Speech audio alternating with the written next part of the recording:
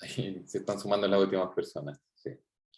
Bueno, primero que todo, bienvenidos. Espero que estén todos muy bien. Yo me presento, soy Juan Pablo Raif, coordinador de proyectos acá en Fundación Red LEAM. Y les doy la bienvenida también al lanzamiento del manual legal para LEAM, esta iniciativa realizada de Fundación Red LEAM en colaboración con Pro Bono y patrocinado por Senama. En primera instancia me gustaría dejarles con la directora ejecutiva de Fundación Red LEAM, Soledad Alcalde.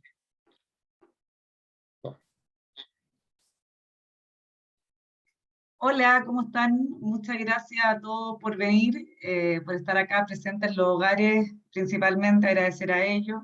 Sin ellos, este día, este lanzamiento no sería posible. Y siempre lo digo, el corazón de la red, el corazón de nuestro programa, el corazón de nuestros proyectos están ustedes, y gracias a que ustedes nos abren las puertas de entender sus necesidades, etc. Así que agradecer a ellos. Agradecer también a Fundación Pro Bono, acá está en representación la directora subrogante Eva Méndez, que luego les va a dar unas palabras, así que agradecer a Eva, a Constanza Alvial también, que con ella comenzamos el trabajo de este manual, y a los estudios que participaron en el contenido y en la redacción, que trabajan para en Fundación Pro Bono. Y agradecer a Senama, que también, digamos, contamos con todo su apoyo gracias a ellos. Revisaron el manual, validaron el contenido, así que un tremendo apoyo, contar con una institución, digamos, de este renombre, con este conocimiento, así que agradecer a ellos. Un poquito voy a entrar en lo que es, probablemente todos saben y mucho más que yo, pero el mundo de lo de LEAM en Chile. ¿Por qué en Chile? Porque en ningún otro país se conoce como LEAM. Yo hablo de LEAM y me dicen, ¿qué es eso? Residencia, hogar, pero no, nadie conoce la palabra LEAM. Incluso en Chile hay gente que dice, ¿pero qué es eso? ¿Qué es red LEAM? Y ahí les tengo que entrar a explicar.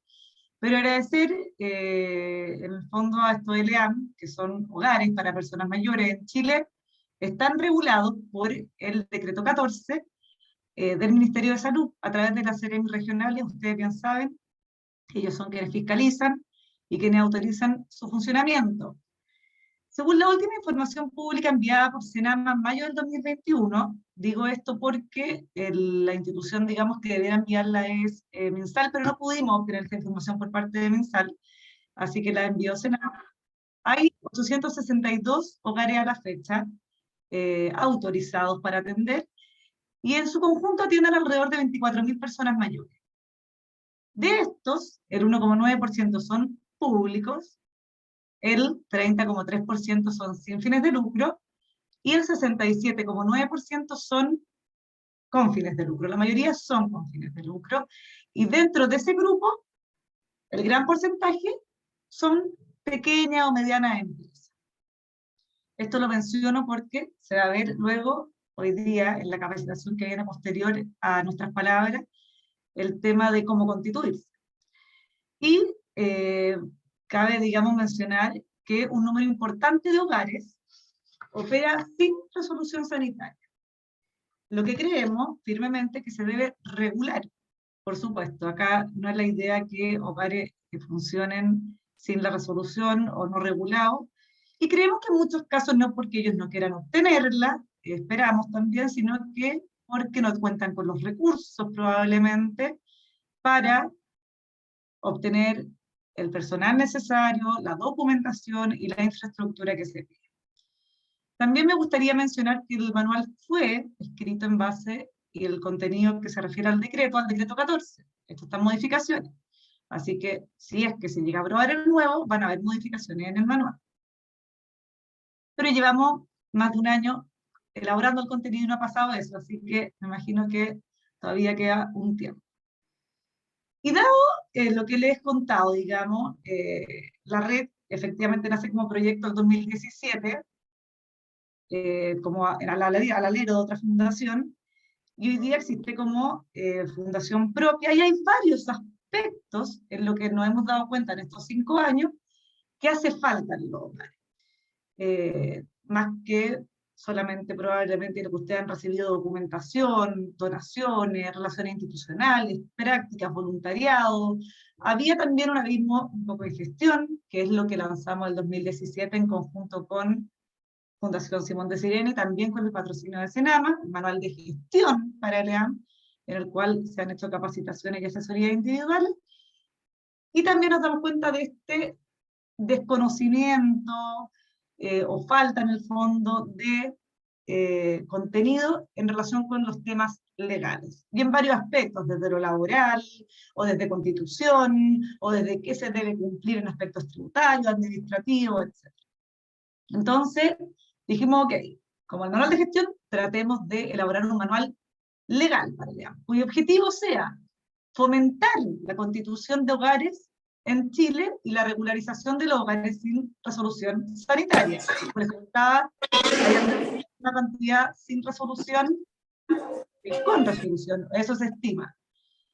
¿Y por qué? Digamos, porque hoy día estamos al debe en cantidad de EAM en relación con la demanda que existe por este tipo de servicios. Y así todo, al debe todos los servicios que se entregan para las personas mayores, que lo EAM, por supuesto, y ustedes lo han oído, no es el único, sino que están los condominios de vivienda, los centros día, atención a domicilio, etc.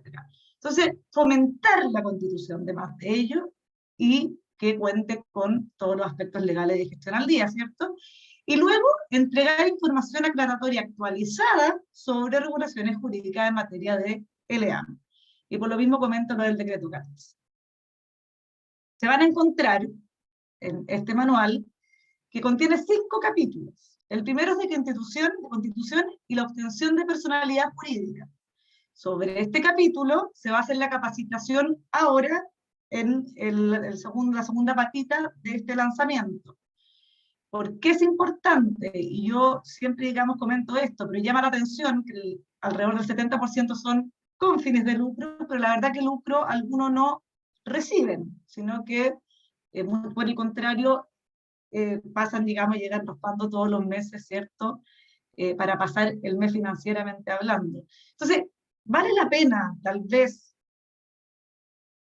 moverse de una naturaleza jurídica con fines de lucro a una sin fines de lucro, y tal vez así recibir más beneficios por parte del Estado, de los privados, etcétera, puede ser, y hay que preguntárselo, y varios de acá me lo han preguntado. Entonces, la primera capítulo va a ser sobre aquello. Luego, obligaciones tributarias de los EAM, con fines y sin fines de lucro.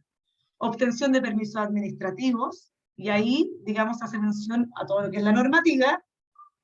Temas laborales, que es un temazo también, sabemos que hay varios temas, a veces no porque quieran, sino porque es difícil, desregularizados, laborales, y incluso este capítulo es el más largo, tiene como 60 páginas. ¿Y por qué? Porque pensamos en aportarlo, pero dijimos, ¿sabes qué pasa? Que muchos temas laborales acá son pertinentes, incluso ir al detalle, ¿qué pasa con trabajadores inmigrantes, por ejemplo? Que está súper bien que haya inmigrantes en los hogares. Entonces, ahí, digamos, entramos un poquito más al callo en ese capítulo. Y luego, representación y poderes. Esos son los 5. Hoy día, como les comenté, se va a pasar el primero, 2 abogados expertos en la materia, lo van a pasar, Juan Pablo los va a presentar más adelante, y este manual va a quedar a disposición de todos ustedes, se les va a enviar a quienes se inscribieron, y va a quedar en la página web, al menos de la Fundación, y me imagino que de Senama y de Probono también lo va a compartir. Y va a quedar en formato digital, para que esto no va a estar impreso, ni mucho menos. Me encantaría también que el día de mañana, porque ahora, y esto no creo que lo explicamos, van a hacer un ciclo de 5 capacitaciones, la primera hoy día, luego quedan 4 para pasar cada capítulo, en cada capacitación. Me encantaría que el día de mañana se hicieran asesorías más personalizadas, como lo que se ha hecho con el manual de gestión, y para realmente provocar cambios concretos y en relación con lo legal y con lo que pasa el contenido en sus hogares. Pero vamos a partir con esto de capacitaciones amplias a ustedes. Así que eso, muchas gracias por estar acá y continuar. Muchas gracias, Soledad. Ahora le vamos a dar el pase a Eva Méndez, directora ejecutiva subrogante en Fundación Probono. Gracias, Juan Pablo. Bueno, gracias por esta invitación. La verdad que nosotros estamos súper felices de haber participado en la elaboración de este manual. Nosotros como abogados, la verdad que este es un aporte dentro de lo que nosotros hacemos tremendo, ¿verdad?, a la comunidad. Para quienes no nos conocen, yo creo que muchos acá nos conocen, pero la Fundación Probono nació hace 20 años atrás y nos dedicamos justamente a aportar en el acceso igualitario a la justicia en favor de personas o grupos que estén en situación de vulnerabilidad, organizaciones sociales y microempresarios. ¿A través de qué? De la organización del voluntariado legal. Es decir, nosotros tenemos muchos estudios miembros, estudios jurídicos miembros de nosotros y departamentos legales miembros de nosotros, que sus abogados hacen trabajo pro bono a través de nuestra labor. Entonces nosotros hacemos este match entre la necesidad jurídica de personas y organizaciones sociales y aquellos abogados que van a hacer esto de manera voluntaria y gratuita. Y en este camino de 20 años hemos trabajado con distintas organizaciones. Este hijo fue el producto, ¿verdad?, de esta colaboración que hicimos con Rebeleam. Y bueno, la verdad que la Fundación no solamente ayuda en representación judicial o de temas de constitución de organizaciones, de modificación de estatutos, o temas de marca para las organizaciones sociales, sino que también hace charlas y también hace manuales. De hecho, tenemos una colaboración permanente con el Servicio Nacional del Adulto Mayor ya hace más de 10 años, en que hacemos charlas para adultos mayores, ¿verdad?, de distintas comunas, en que acercamos el derecho, ¿verdad?, hacia ellos a través de la educación legal, sobre distintos temas, de manera tal que ellos tengan herramientas preventivas, ¿verdad?, legales respecto a distintas cosas. Y también con el Sename hicimos en su oportunidad un manual de derecho para adultos mayores. Entonces, como verán, nos dedicamos a esto, tenemos a los abogados especialistas.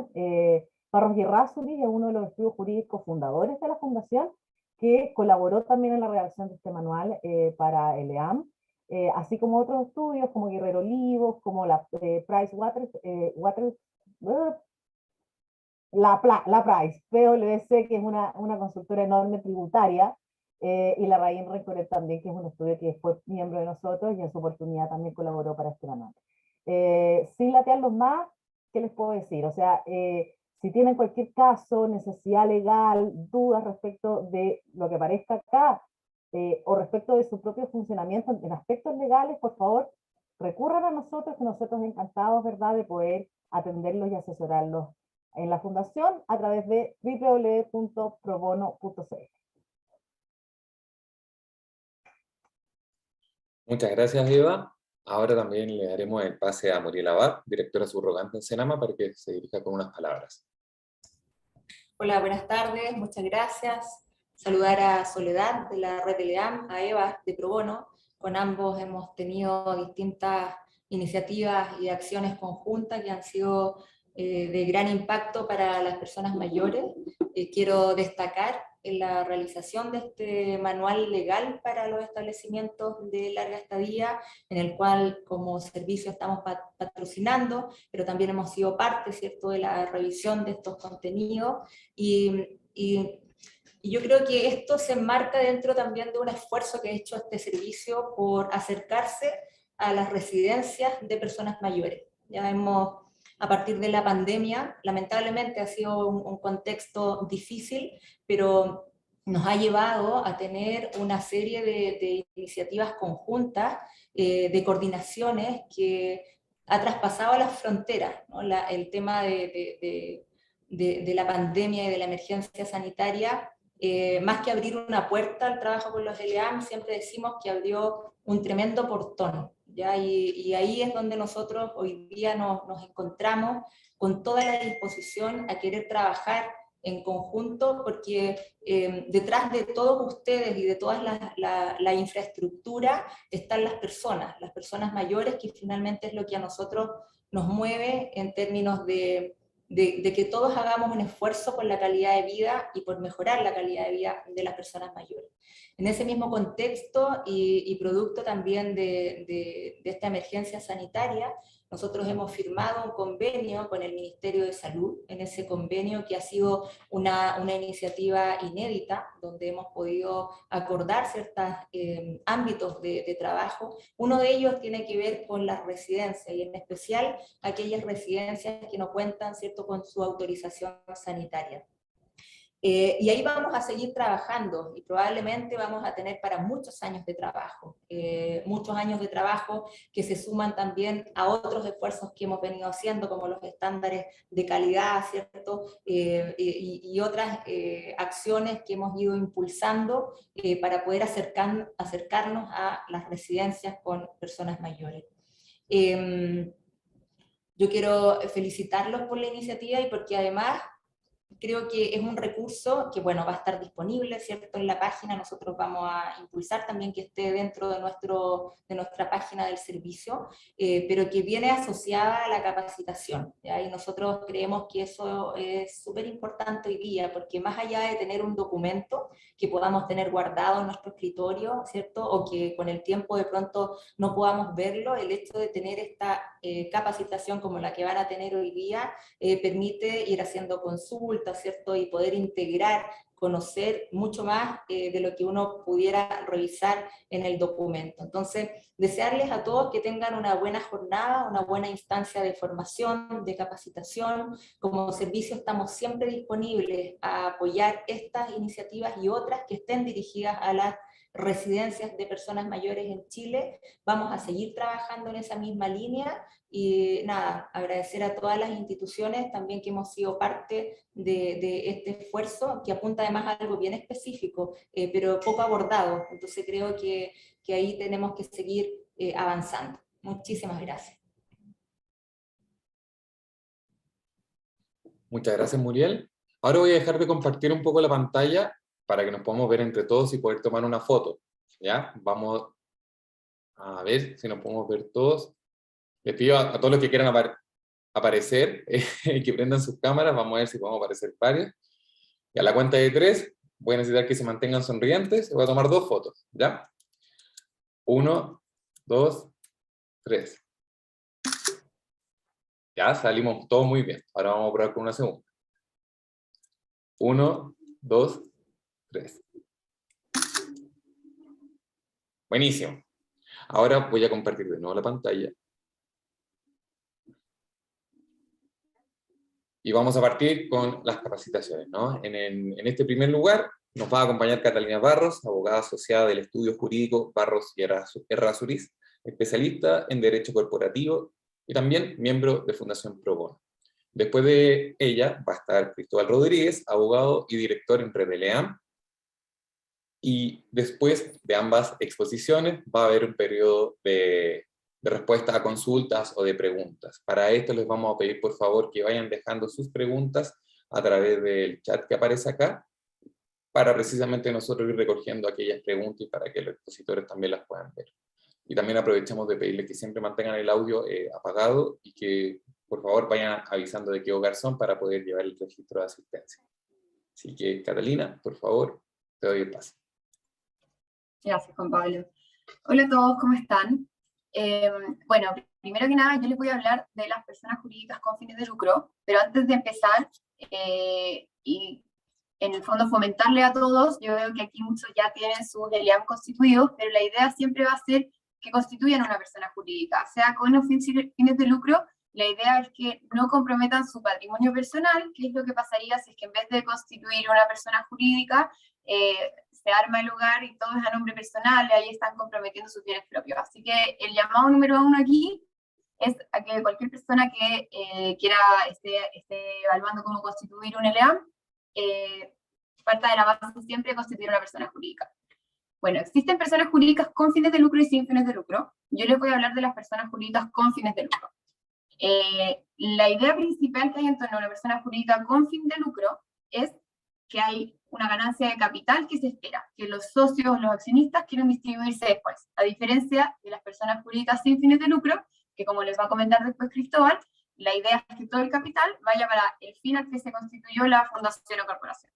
Entonces, si es que ustedes quieren constituir una persona jurídica con fines de lucro, el primer paso es definir qué tipo de persona jurídica o de sociedad quieren constituir. Hay muchos tipos de sociedades que existen en Chile, de los cuales pueden elegir.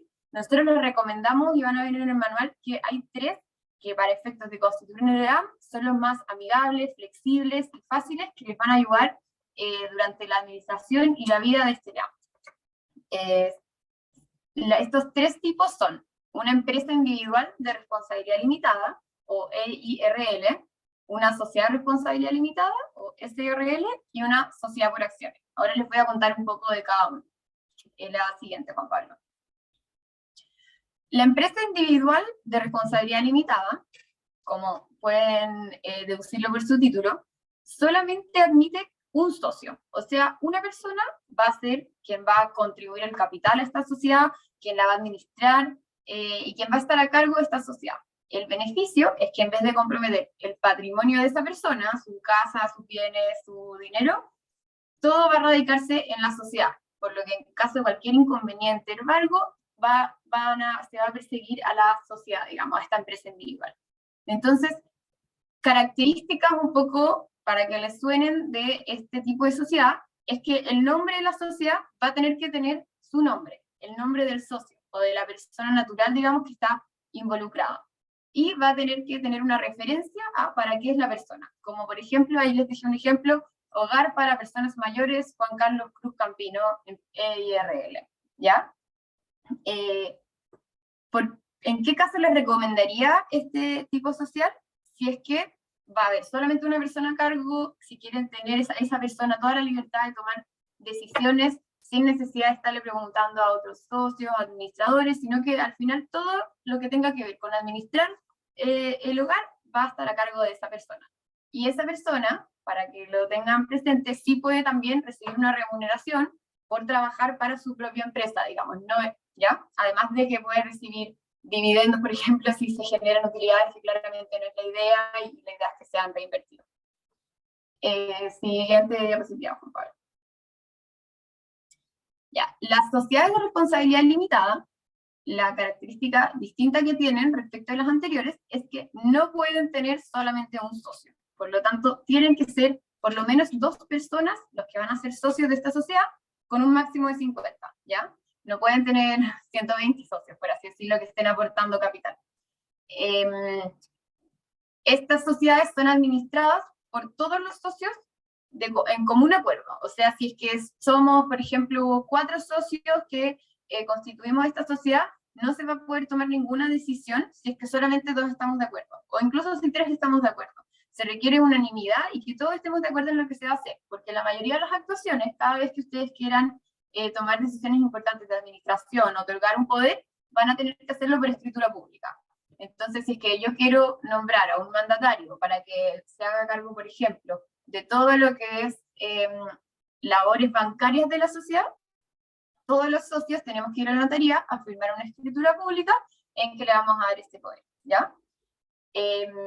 Sin perjuicio de que se puede designar un mandatario y darle, no sé, pues la administración súper amplia para hacer todo lo que tenga que ver con la administración también. Siguiente diapositiva. Y por último, las sociedades por acciones, que son personalmente mis favoritas, creo que son las más flexibles y las más fáciles de trabajar, pueden tener un socio, así como pueden tener 50 socios, pueden tener más socios. Estas sociedades no tienen límite, ¿ya? Son un poco distintas y más flexibles en mi opinión, ya que los que contribuyen capital, lo que hacen es que compran acciones, ¿ya? Después de esas acciones, ustedes pueden venderlas entre sí, pueden cedérselas a alguna persona, etcétera, y no tienen que cada vez que cambia un socio, estar modificando los estatutos de la sociedad. Por tanto, Karina, se te desilenció el micrófono.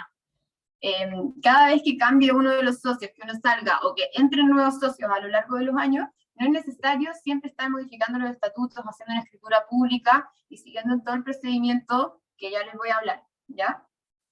Por lo tanto, para mí eso es un beneficio muy importante. Otro beneficio que tiene es que las decisiones no se toman, ahí dependiendo de lo que buscan ustedes en todo caso y de quiénes van a ser los socios, pero las decisiones no se toman por unanimidad, sino que la mayoría de los accionistas puede acordar algo. ¿Cómo funciona eso? Cuando haya que tomar una decisión importante, como por ejemplo comprar o arrendar un inmueble nuevo, se juntan los accionistas o la administración, se vota y la mayoría es lo que vote la mayoría puede ser aprobado, ¿ya? Algo importante también es que pueden crearse series de acciones, como por ejemplo, yo puedo invitar a alguien a participar y que solamente me aporte capital y tenga un beneficio determinado. No tiene por qué todos los socios tener las mismas condiciones, ¿ya? Entonces, cada acción de cada socio puede tener condiciones distintas. Uno puede tener voto en materias de inmuebles, y otro puede tener voto en materias tributarias, y otro puede tener preferencia para, no sé, elegir un director, por ejemplo, ¿ya? Y la administración, o sea, el día a día de estas sociedades se les puede encomendar a una o dos personas que son administradores, o a un directorio, en que los accionistas, que si no quieren estar incluidos en el día a día, van a elegir a directores que van a ser los que lleven el día a día y la administración de la sociedad, y estos directores van a comunicarle anualmente o cada cierto tiempo, que según las necesidades del hogar, cómo va la marcha del hogar y cómo va la administración, etcétera, ¿ya?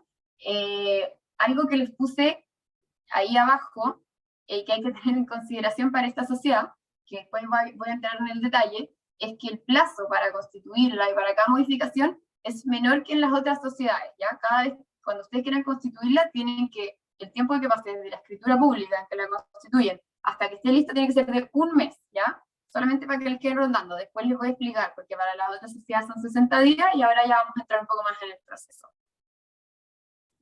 Siguiente diapositiva.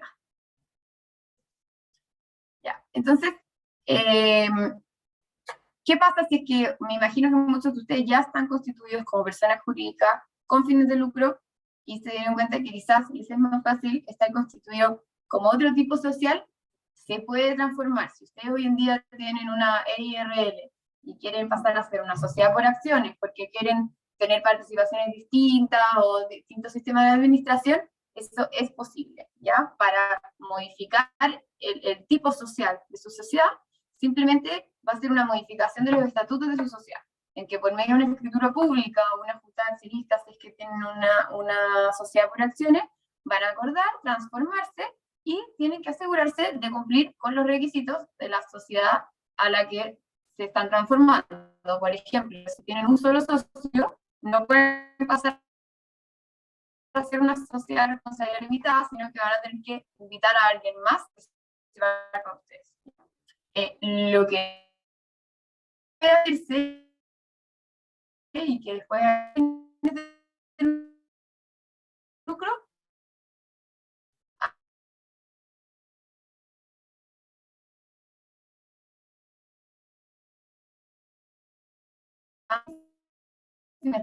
una fundación económica, pero se procede a disolver la persona jurídica con fines de lucro, y se constituye una nueva fundación o corporación.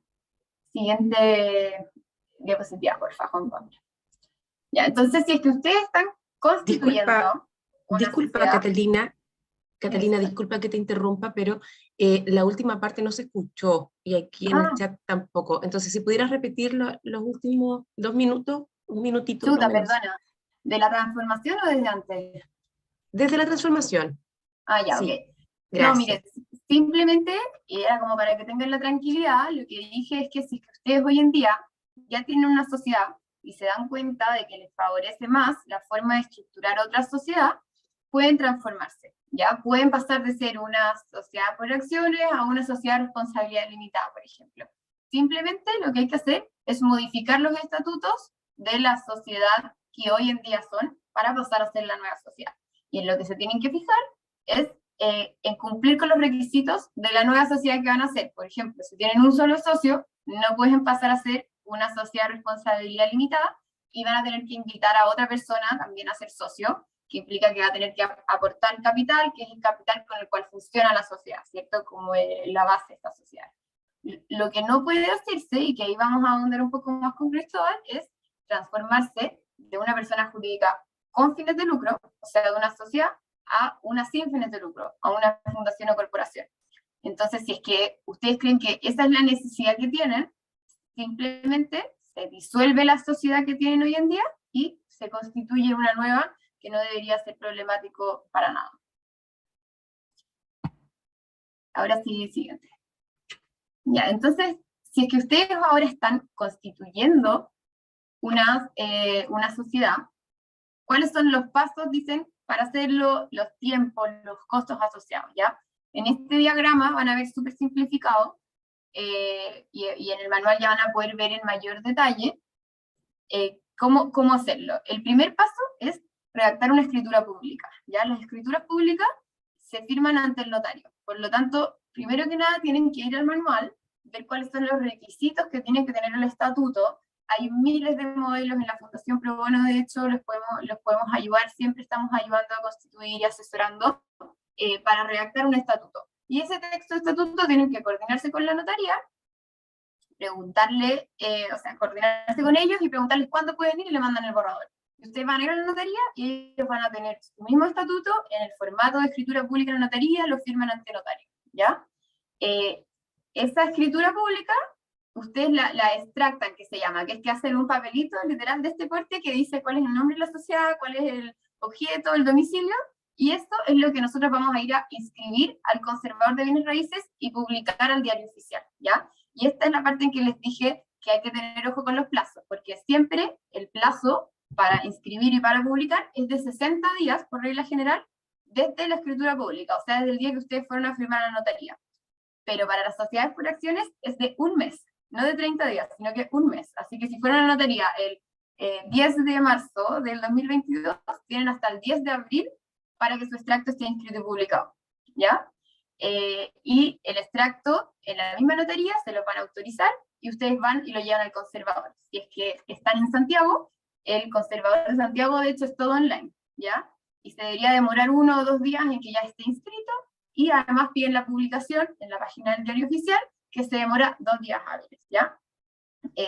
¿Qué manda para saber a qué conservador tengo que ir? Cuando ustedes redacten sus estatutos van a ver que hay varias menciones que tienen que estar. ¿Qué es lo importante aquí?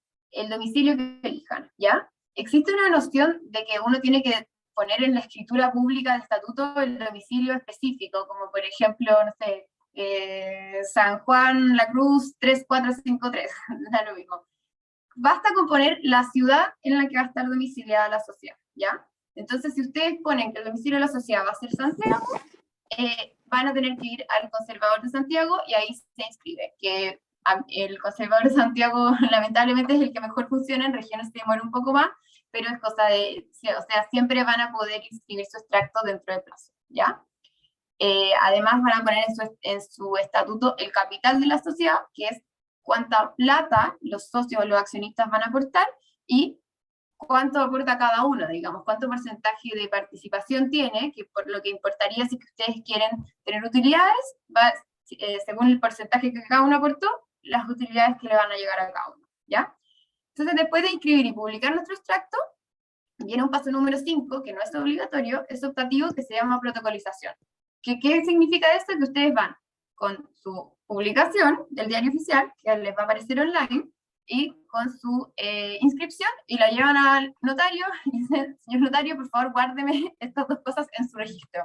¿Y por qué sirve? Por orden. Porque así ustedes siempre van a poder ir a la notaría, y en el registro del notario, que es público, va a estar su inscripción y su publicación. Y cuando en 25 años, que me ha pasado, les pidan para saber de un banco, por ejemplo, para asegurarse de que esté bien constituida la sociedad, no van a tener que ir al conservador y buscar la inscripción que puede estar en la foja 1500 del registro del año 2000. Entonces aquí van a tener siempre su protocolización, se los van a pasar en físico con su escritura pública y es más fácil, ¿ya? Y en general las notarías muchas veces incluyen este costo de la protocolización junto con el trámite de la escritura pública y del extracto. Para que se hagan una idea, igual en el manual está toda la información, pero si es que es un capital, por ejemplo, de 1 millón de pesos, en la escritura pública debería salirles alrededor de 60.000 pesos, la inscripción unos 20.000 y la publicación les debería salir 0, ¿ya?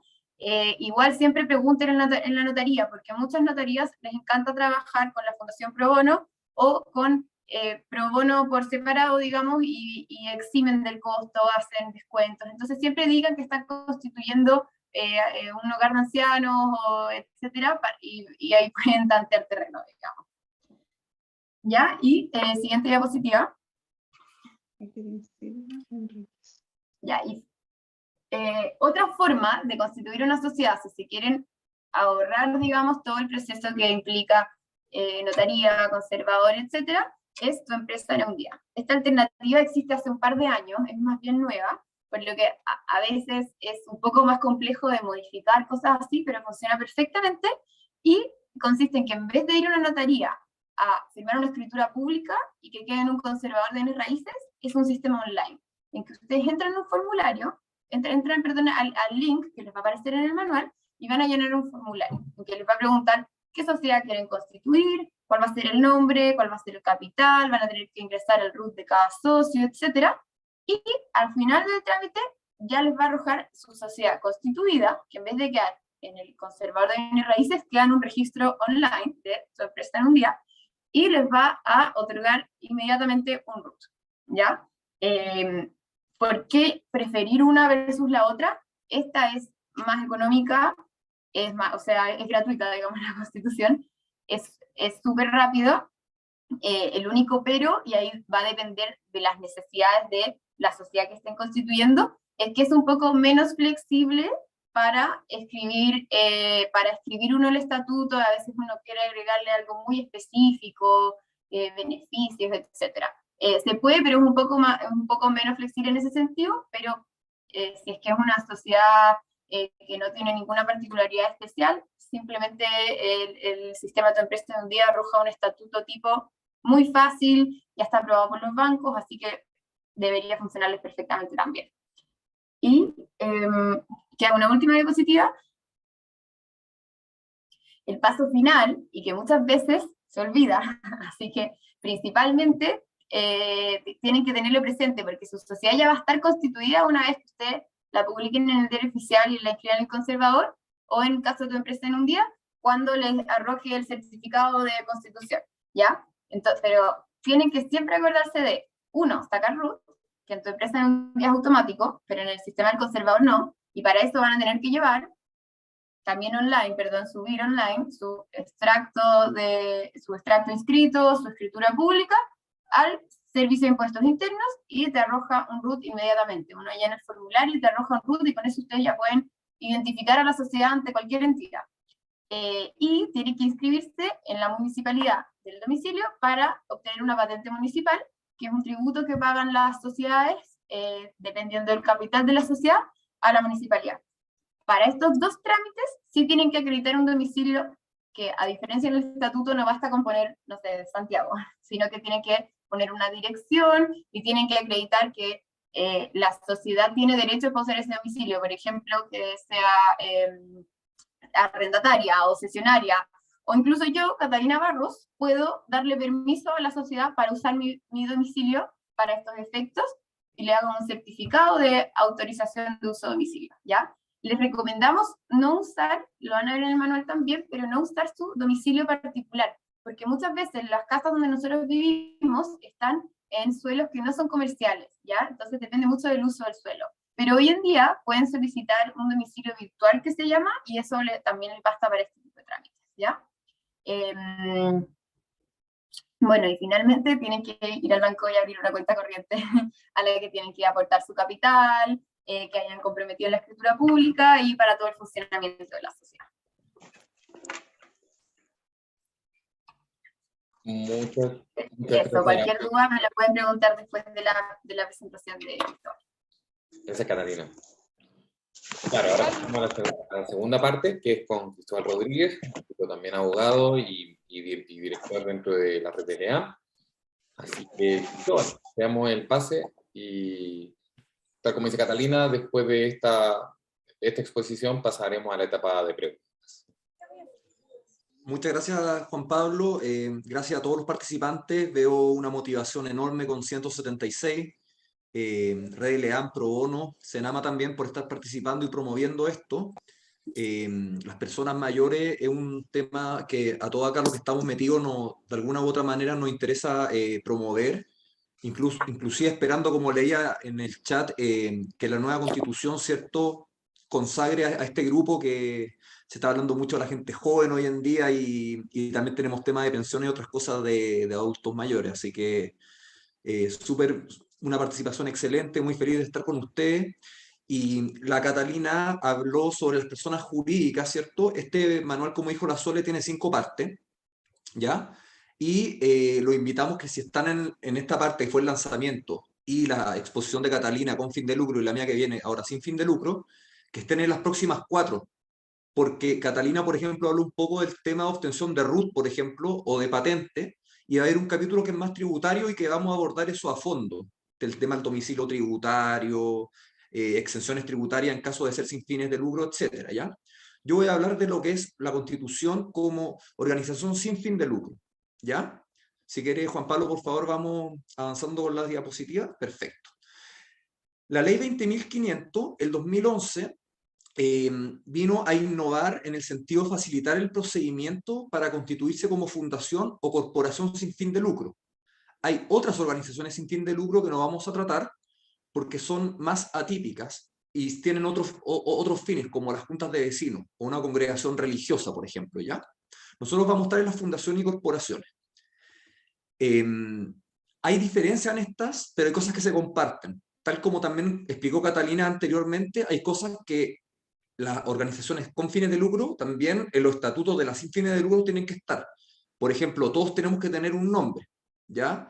Se puede llamar Fundación LEAM del Maule, tanto, ¿ya? También tenemos cosas como, también explicó Catalina, el tema del domicilio, ¿cierto? Ahí como fundación podríamos ver también, o corporación sin fin de lucro, viendo la dirección de obras municipales de la municipalidad respectiva a la comuna, si es que el mismo LEAM puede ser el domicilio principal, que me imagino que a ustedes les pasa probablemente eso, que el LEAM es como su oficina tributaria, digamos, etcétera, ¿ya? El objeto, cuando hablamos sin fin de lucro, sea fundación o corporación, en la práctica yo diría que podemos hacer todo o casi todo lo que explicó Catalina como la sociedad de responsabilidad limitada o sociedades por acciones, por ejemplo. Si somos una fundación que administramos un LEAM, nuestro objeto principal va a ser dar habitación auxilio a personas mayores, pueden ser de escasos recursos o más vulnerables, qué sé yo, pero ahí ese va a ser el objeto principal del LEAM, con o sin fin de lucro, ¿ya?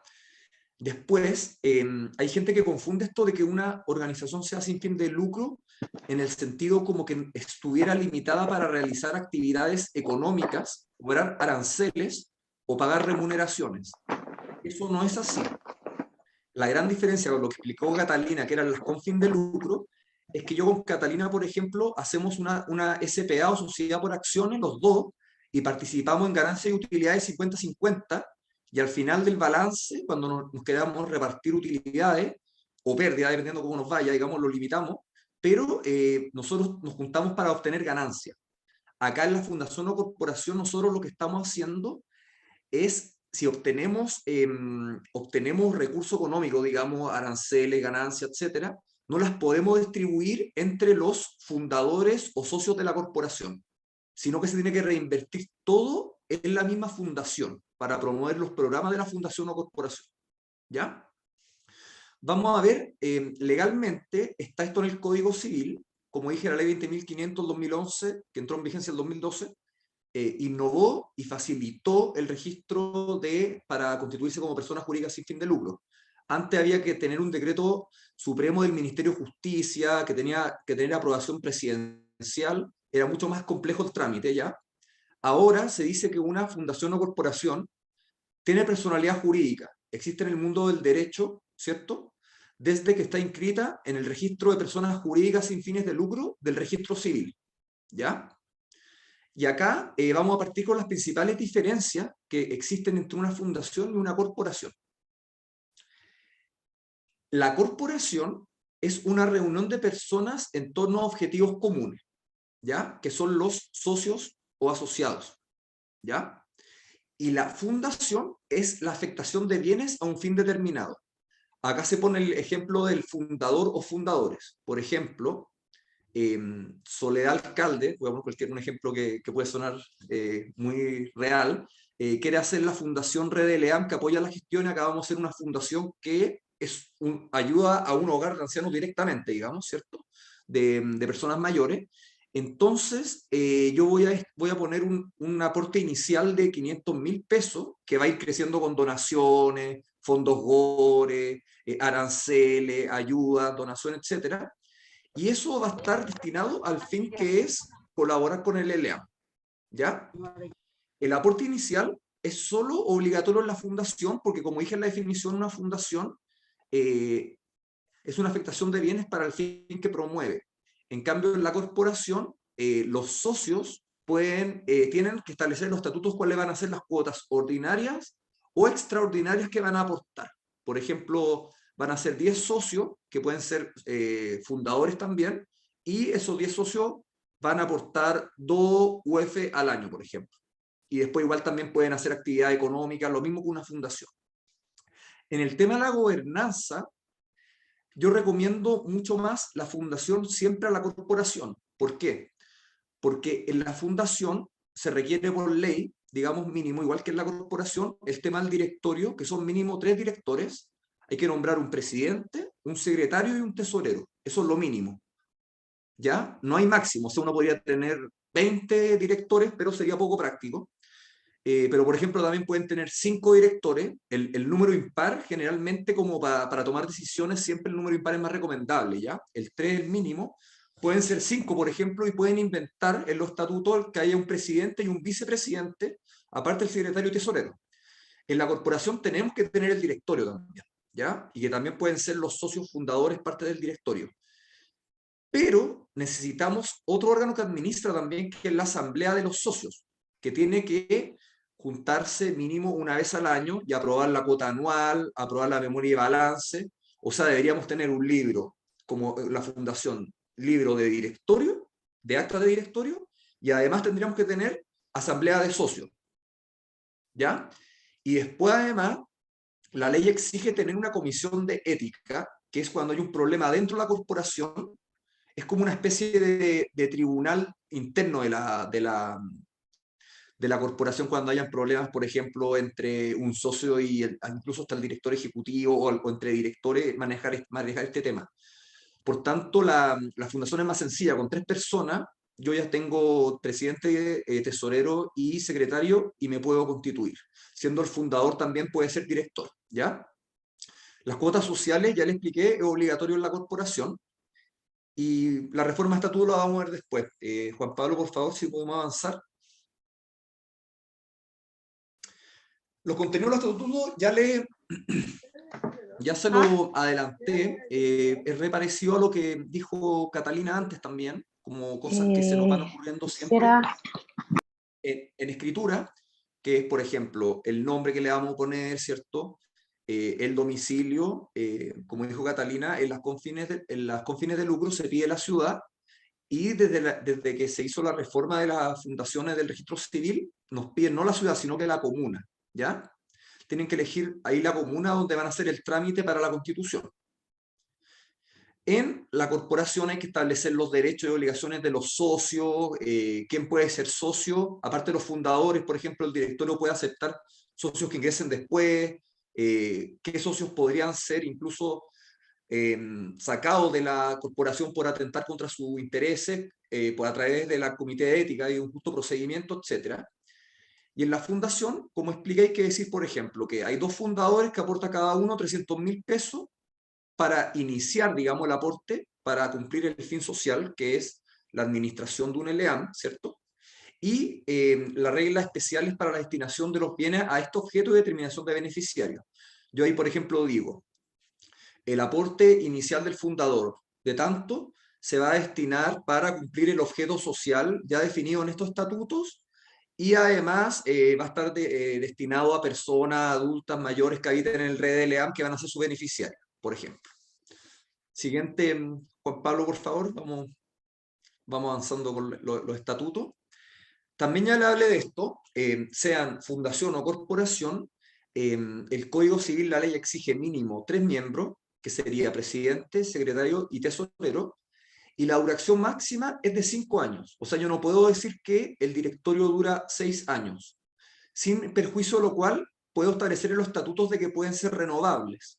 O sea, uno podría tener a un directorio que dure indefinidamente, porque podría decir, dura 5 años, pero se pueden renovar, y mantengo al presidente, el secretario y el tesorero, y duran 10 años finalmente, ¿ya? También no es obligatorio, pero lo recomendamos, cuando constituimos una fundación o corporación, en los artículos finales, que son los transitorios, decir, por ejemplo, son 3 directores y son los siguientes, que están en el artículo primero transitorio, por ejemplo. La presidenta es tanto, Ruth tanto, el secretario y tesorero, se enumera. Y esto del mención específica de la fundación viene, esto ya lo habíamos... Sigamos, Juan Pablo, ya habíamos hablado de esto de los derechos perfectos. El domicilio, también como comentó Cata un poco, que ella era más amplio, era la ciudad de Santiago, por ejemplo. Acá tenemos que decir la comuna de La Pintana, ¿ya? Tenemos que decir una comuna, y también recomendamos no dar una dirección específica, como decía Catalina, para no amarrarse de antemano a eso, porque ya la dirección específica la vamos a necesitar cuando obtengamos el RUT y hagamos el inicio de actividades en el Servicio de Impuestos Internos, o para el tema de la patente municipal, ¿ya? Ahí está también en la diapositiva lo que acabo de explicar. Y hay una cosa en las organizaciones sin fin de lucro que es distinta a las con fines de lucro, ¿ya? Que la ley dice que uno debe señalar a otra organización sin fin de lucro que va a ser la que va, en caso de disolución, recibir los bienes de la fundación o corporación que se disolvió. Entonces yo pongo, por ejemplo, que si es que la fundación Red LEAM del Hogar del Maule tanto se disuelve, sus bienes pasarán a la Junta de Vecinos sin fines de lucros tanto, por ejemplo, o al Hogar de Cristo, ¿ya? Y se sugiere definir 2, porque puede pasar que los estatutos sean antiguos, nuestros estatutos de nuestra fundación, y digamos pasan al Hogar de Cristo. Y justo el Hogar de Cristo el año antes se había disuelto. Entonces nosotros decimos que pasa al Hogar de Cristo, y supletoriamente, en caso de no poder o no querer recibir, que pasen a la Junta de Vecinos tanto. Si es que esto no se establece, pasan al fisco, ¿ya? Sigamos, Juan Pablo, por favor, con la...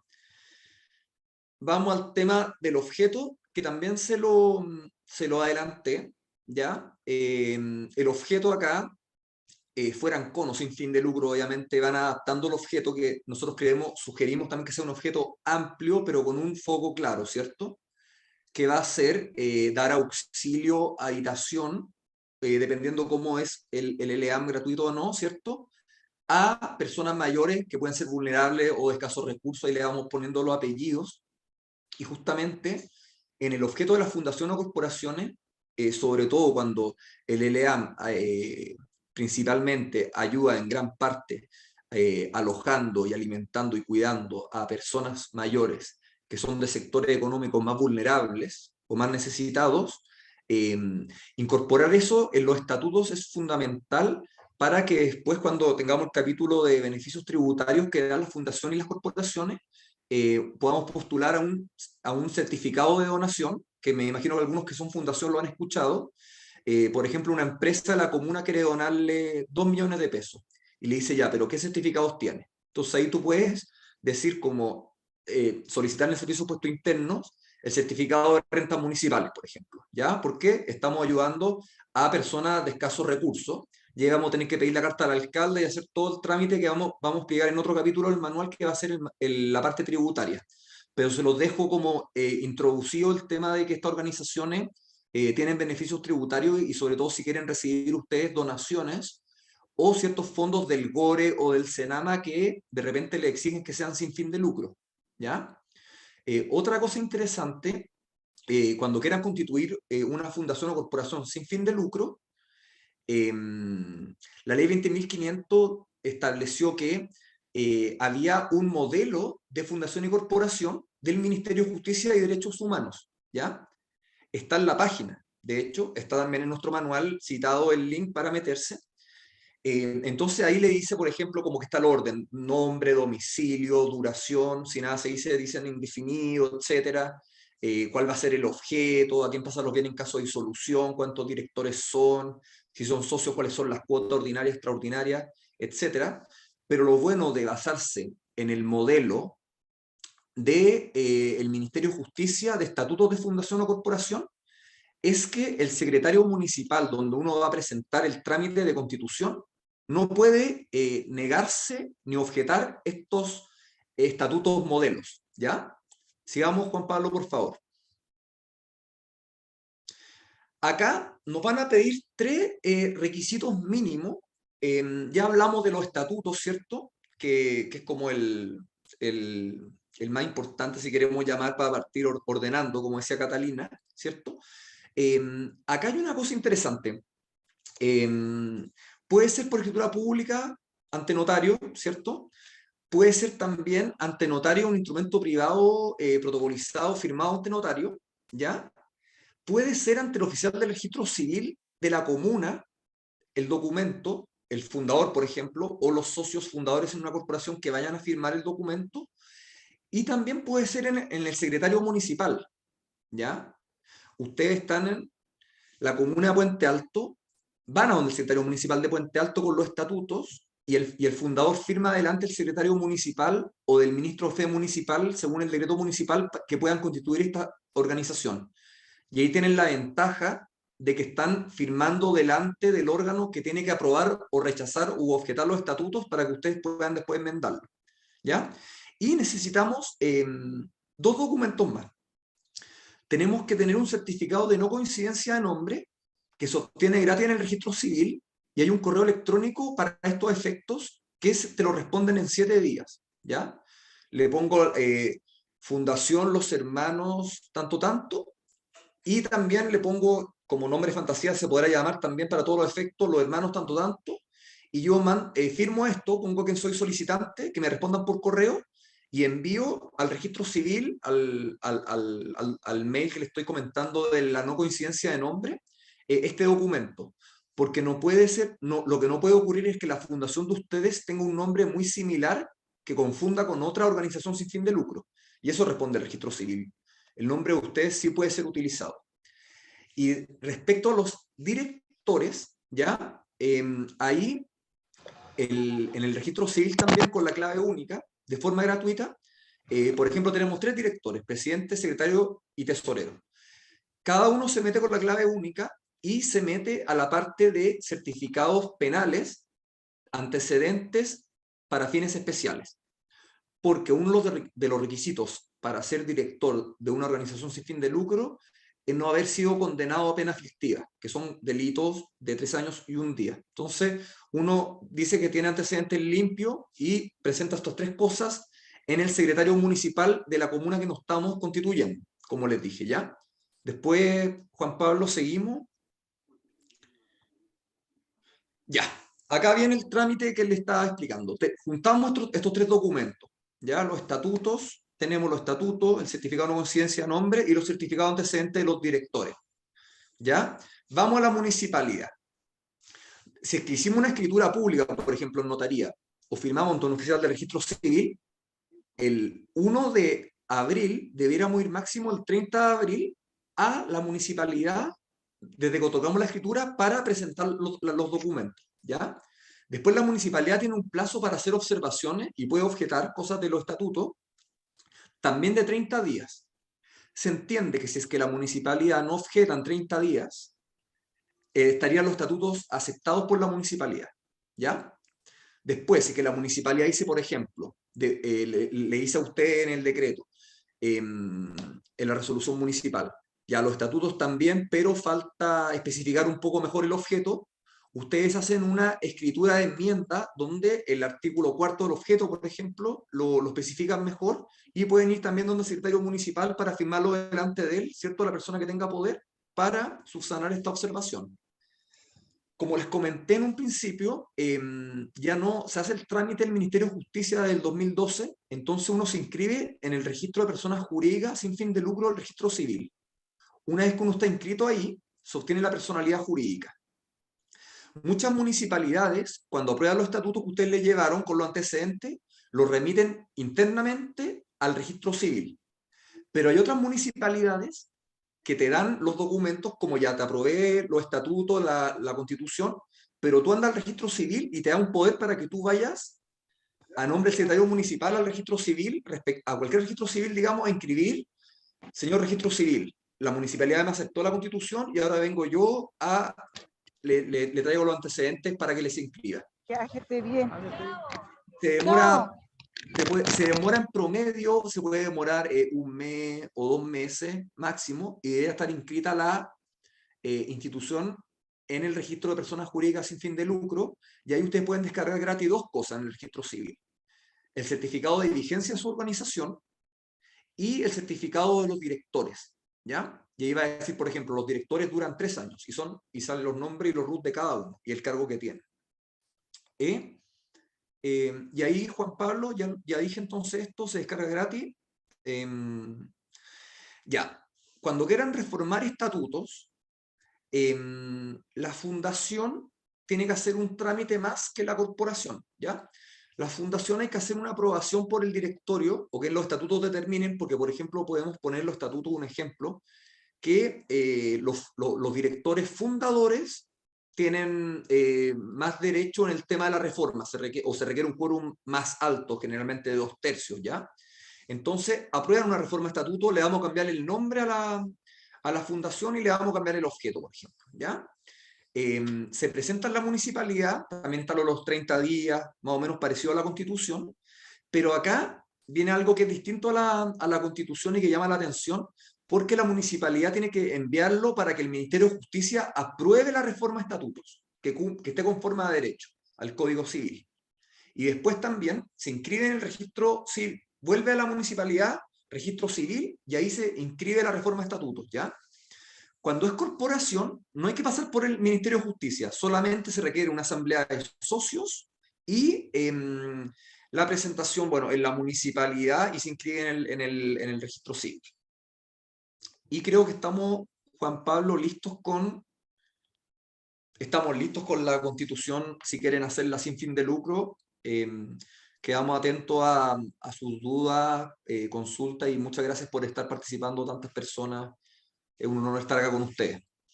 Eso mismo. Tenemos algunos minutitos, algunos 10 minutos como para ir respondiendo preguntas. Les pido por favor que la dejen en el chat. Por ahí vi que había una pregunta, no sé si está incompleta, de Jorge Gallegos.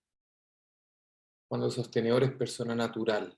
No sé si esa será la pregunta o si estaba cortada por la mitad, pero veamos si aparece alguna pregunta en el chat. Voy a estar buscando por dentro. Catalina, creo, Catalina, que tú respondiste, o al menos cuando partiste tu presentación, explicaste que la gracia de las personas jurídicas, a diferencia de las personas naturales, es que cuando uno las constituye, obtiene un RUT aparte, y como que crea en el mundo del derecho otra institución para, de cierta manera, no comprometer el patrimonio personal de uno en eventuales deudas de la organización. Sí, efectivamente, Cristóbal. Si es que a eso se refería tu pregunta, Jorge, la idea vendría siendo esa. En caso de que, por ejemplo, tú constituyas, tú aportes todo y organices todo con tu nombre, si llegases a tener cualquier deuda, etcétera, con un banco, el banco puede embargarte a ti. Entonces puede embargarte no solamente los activos que tú tienes con los que funciona el LEAM, sino que también, no sé, tu casa, tu auto. En cambio, cuando constituyes una persona jurídica aparte, separas ese riesgo y solamente van a poder embargar o exigir cumplimiento, como de cualquier obligación que haya, a la sociedad o a la fundación o corporación. Aquí hay 2 preguntas más, una que la realizó Francisco. Consulta que me quedó algo en el aire: ¿las corporaciones deben tener patente municipal? Francisco, muy buena pregunta, ¿ya? Catalina también lo explicó en el tema, cuando terminó su presentación dijo, acuérdense de ir al CI por lo del RUT, acuérdense de ir a la municipalidad por el tema de las patentes, ¿cierto? Y también ir al banco, obviamente, por el tema ya como de tener la cuenta corriente y poder hacer los temas de dinero, digamos, de la organización.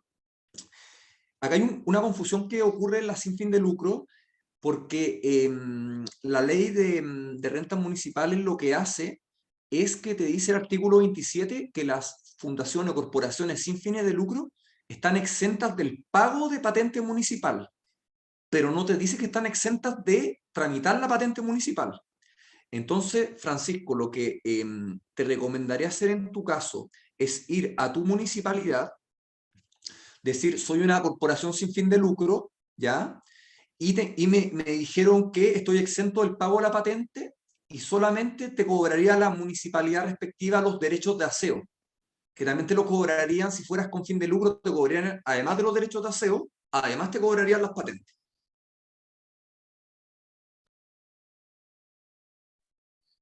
Aquí, después de la pregunta de Francisco, también veo la de Frank, que dice, la cuota ordinaria mensual determinada por la Asamblea será en UTM. ¿Cómo debo expresarla en el acta? Y de nuevo, hace de nuevo la pregunta, que es, en el acta, ¿cómo debo colocar los bienes que no consistan en dinero? Se aportará del siguiente modo, signo de interrogación. Ya, respondo yo, la Catalina, yo creo que la pregunta de cómo soportará los bienes que no son en dinero puede ayudar con esa respuesta. Yo los puedo ayudar con la que hicieron antes, que era el tema de las cuotas de los socios si hacemos una corporación sin fines de lucro, ¿cierto?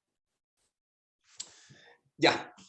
Lo que hay que poner en los estatutos cuando hacemos una corporación es que los socios activos, porque pueden haber socios que no son activos, que son solo socios aportantes que aportan de repente, o socios colaboradores, cualquier nombre, pero los socios activos son los que tienen derecho a voz y a voto en la asamblea del socio, ¿ya? Entonces, en los estatutos uno pone, por ejemplo, los socios van a pagar una cuota ordinaria mensual, por ejemplo, semestral, anual, qué sé yo, entre 2 UTM o 5 UF, qué sé yo, hasta un máximo de 20 UTM, por ejemplo. Y hacen la asamblea de socios 2022, ¿ya? En marzo, por ejemplo. Y dicen, ya, para este año vamos a fijar cuotas semestrales, 2 cuotas, que van a ser de 5 UTM. Y en teoría cada socio debiera pagar esa cuota, ¿ya? Cuando vamos a la clase también de los beneficios tributarios, vamos a explicar que las cuotas que aportan los socios son ingresos no rentas para la corporación, pero me adelanté un poco ahí con eso. En resumen, los estatutos te dicen el marco de, puede ser entre 2 y 4, pero los socios te dicen en la asamblea, este año van a ser semestral y van a ser 2. Catarina, si quieres me ayudas con la respuesta de cómo aportar cosas que no son en dinero, preguntan. Respecto a la otra pregunta, Frank, aplica tanto para las personas jurídicas con fines de lucro y sin fines de lucro, así que la recomendación siempre va a ser, siempre, decir antes, cuando tú estás haciendo el acuerdo en que, por ejemplo, vas a incorporar capital, etcétera, siempre es ideal hacer una referencia a que estos aportes se van a poder pagar en dinero o en especies, se dice, cuando uno lo paga en algo que no es plata, no es billete, por así decirlo, ¿ya?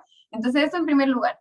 Y después, cuando tú vas a especificar que Juan Pérez aporta, no tengo idea, 10.000 pesos, y los aporta en especie, tienes que decir, transfiriendo a nombre de la sociedad o de la corporación o de la fundación, su, por ejemplo, vehículo rojo, y ahí el bien que tú estés aportando, sea un bien mueble, sea una casa, sea un auto, la idea es que tú lo especifiques al máximo posible, o sea, si es que es un vehículo, poner la patente, el padrón, etcétera, y decir cuánto vale ese vehículo, ¿ya? En las sociedades es súper importante, por lo menos, tú tienes que decir cuánto vale ese vehículo, y todos los socios estamos de acuerdo en que eso es lo que vale, porque no vaya a ser que el que aporta diga, vale 1.000.000 de pesos, pero en verdad vale 10.000 pesos. Entonces, ahí tú tienes que especificar al máximo qué es lo que estás aportando, individualizarlo súper bien y decir que lo estás transfiriendo a nombre de la sociedad. Después, si es que es un auto, vas a tener que ir al registro civil y transferir, hacer todo el trámite de transferencia y decir el valor que se le está asignando a ese aporte. Creo que hay 2 preguntas que quedaron por ahí, que una de Fundación Guillermo Barberiz, que es en un determinado periodo una fundación sin fines de lucro, tiene utilidades, solo se puede reinvertir en el EAM o puede invertir, por ejemplo, en un bien raíz u en otro tipo de inversión. Como explicamos en su oportunidad, que la fundación o corporación sea sin fin de lucro no quiere decir que no pueda, por ejemplo, adquirir un inmueble, y el tema que no puede hacer es repartir utilidades, sin perjuicio de lo cual, yo, por ejemplo, soy director de Red LEAM de la fundación y también soy abogado. como director, a mí no me pueden pagar por ser miembro de un directorio de una organización sin fin de lucro, pero sí me pueden pagar remuneraciones a mí por lo que hago como asesoría jurídica, ¿ya? Y el tema del bien raíz, una fundación sí puede invertir en bienes raíces, e incluso puede hasta, como les expliqué, hacer prácticamente todo lo que pueden hacer las organizaciones de Catalina, que explicó con fines de lucro. Digamos, una fundación es un agente económico que puede hacer todas esas cosas, pero tienen que reinvertirlos en el mismo LEAM o en la fundación, pudiendo comprar terreno o lo que sea, pero siempre a nombre de la fundación. La última pregunta que veo por acá en el chat, y que creo que con esta podemos ir cerrando esta primera sesión, es de Lisette Almonacid. Pero los derechos de aseo van asociados a la vivienda, ¿son los que se pagan siempre o es aparte en tema patente? No sé si se entiende bien la pregunta. Catalina, ¿querés responder tú? Sí, mira, hago el disclaimer, yo no me dedico a derecho tributario, pero me ha tocado ver estos temas. Una cosa es la patente municipal y otra cosa es el derecho de aseo, ¿ya? La patente municipal es un impuesto que uno paga solo por el hecho de que tú tienes una sociedad que está domiciliada en esa municipalidad, en esa comuna, ¿ya? ¿Y cómo se determina cuánto es el impuesto que tienes que pagar? Lo van a ver descrito en el siguiente capítulo del manual, pero es un porcentaje del capital de tu sociedad o de tu persona jurídica, etcétera, ¿ya? En cambio, los derechos de aseo, efectivamente, son los que, como mencionas, se relacionan a la vivienda o al bien raíz, a la casa, el edificio que está en la comuna, y que por estar en esa comuna tienes que ayudar a contribuir al aseo, y por lo tanto tú también le pagas a la municipalidad esos derechos de aseo para que se mantenga limpia tu comuna, digamos. Como tú estás diciendo que tu persona jurídica está domiciliada en la municipalidad, al ir a la municipalidad te van a decir, ok, entonces, ¿qué te corresponde pagar? Si es que es una fundación o corporación, probablemente va a estar exenta, que es un tema aparte. Pero la regla general te dicen, ok, entonces tú pagas patente y derechos de aseo. Y son dos cargos, digamos, que son completamente por separado. Entonces, lo más probable es que vas a estar exento del pago de patente. Y respecto a los derechos de aseo, va a depender de cada municipalidad cuáles son sus reglas, probablemente tú puedes preguntar ahí mismo y te van a indicar cuáles son las condiciones para estar exento. Muchas veces, por ejemplo, si es que es un cowork donde funciona, etcétera, tienen reglas de pagar de manera compartida el impuesto, etcétera. Pero es tema distinto a la patente. Lo que es común en los dos es que es la municipalidad la que los maneja. Sí, y sumado a lo que dice Catalina, que lo explicó perfecto, al final una empresa o la organización de sistema de lucro, como les dije, tienen patente, pero tienen que pedir la exención. Siempre les piden en la municipalidad, ¿cierto? En patentes les piden el capital propio tributario, la declaración de la renta y todo eso, y va a pagar una patente más alta, una que tenga más, como decía Catalina, capital más alto que otra, ¿ya? Y el tema de los derechos de aseo, como hacía la pregunta, Lisette, justamente son como los derechos de aseo como lo entiendes tú. Ahora, la Contraloría General de la República hace un par de años dijo que no se contaban los derechos de aseo como, entre comillas, por vivienda, siendo el caso, por ejemplo, cuando un mismo domicilio es el domicilio de dos empresas y una fundación. En teoría, cada una de esas instituciones, aunque estén en el mismo domicilio, debieran pagar los 28.000 pesos, te invento, semestrales de derechos de aseo. Pero eso es como la respuesta. Espero que le haya quedado claro. De nuevo, muchas gracias, Cristóbal y Catalina, por estas dos exposiciones. Con esto damos finalizada la primera sesión del manual legal para LEAM. Les aviso enseguida que esto está grabado, así que a todos los participantes que se inscribieron a través del formulario, a esos correos les enviaré tanto el manual como también este primer video, y además les avisaremos también cuándo será la próxima sesión de el segundo de los 5 capítulos que hay. Así que desde ya, muchas gracias. Me imagino que desde hoy día a la tarde en adelante podrán encontrar el manual también en nuestra página web y en las páginas web tanto de de Pro Bono y también de Senama. Así que ahí estoy viendo unos últimos chats. Muchas gracias, muchas gracias. Y claro, también recordar, tal como dice Eva, recuerden a www.probono.cl si necesitan ayuda legal. Así que eso, muchas gracias, que estén todos muy bien, y de nuevo también Cristóbal y Catalina por su tiempo, también para Eva, Muriel y a todos ustedes los presentes. Así que estén muy bien. Gracias. Muchas gracias. Hasta luego, que estén bien. Hasta luego. Muchas gracias. Chao, chao. Gracias. Muchas gracias. Gracias.